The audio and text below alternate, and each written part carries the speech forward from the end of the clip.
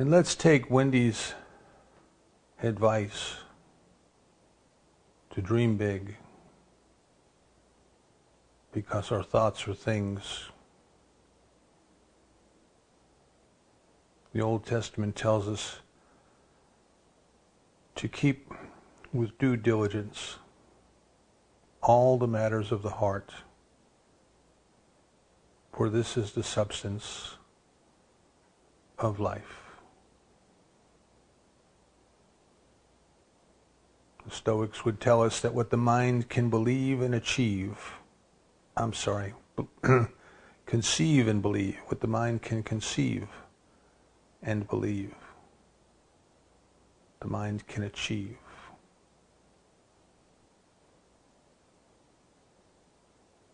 The New Testament says, when you pray, pray believing in your heart that it is so, and it shall be so.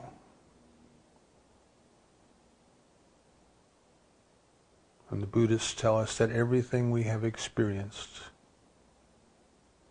is a result of our thought. Dream big. There is one perfect life. By whatever name we choose to call it, it is. But it is not just enough to have a name for it. It is not just enough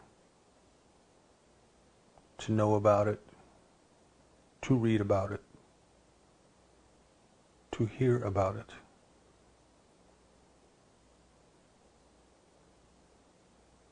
It is an experience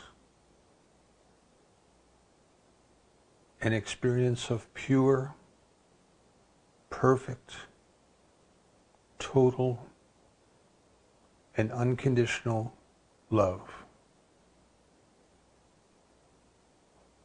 That is an experience of oneness, an experience of unity, an experience of belonging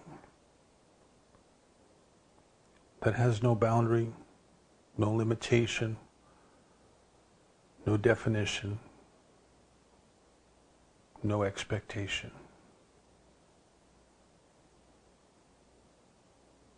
Without role, without relationship, just love. Perfect love. We recognize then that this divine life is already perfect.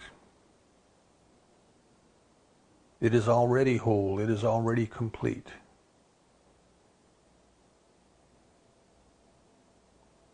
There is never any place where there is too much or too little.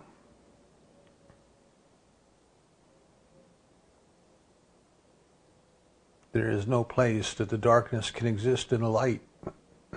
So it knows only light. It knows only goodness. It knows only perfection. And it has created each and every one of us in its image and likeness, in the image and likeness of its perfection. The true nature of our existence, then, is as a projection of God's perfection.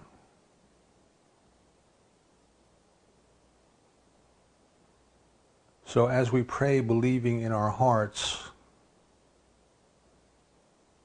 we let go of every and any idea that we are somehow trying to convince God to do something it wouldn't otherwise do, trying to coerce God into doing something for us.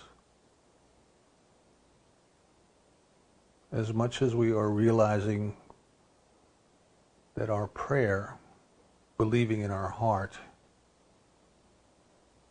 is one of acceptance.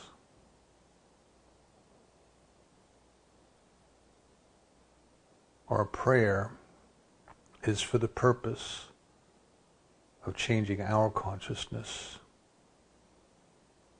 to see, to accept, and to experience all of the gifts that have already been given. So we release and let go of any sense of struggle, any sense of strife, any sense of trying to make anything happen. And we surrender.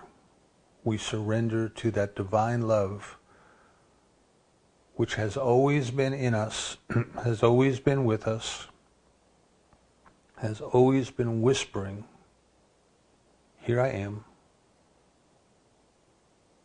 Come love me." We are grateful to know that there's a power in the universe that does indeed respond to us according to our belief. And this word is a statement of our belief that that power is this instant working with us, working through us, working on us, and is producing a greater acceptance in our consciousness and all consciousness. A greater acceptance of the experience of the perfect love, the perfect action, the perfection of God in our lives. We release this treatment knowing so certainly it is done that we say together, "And so it is."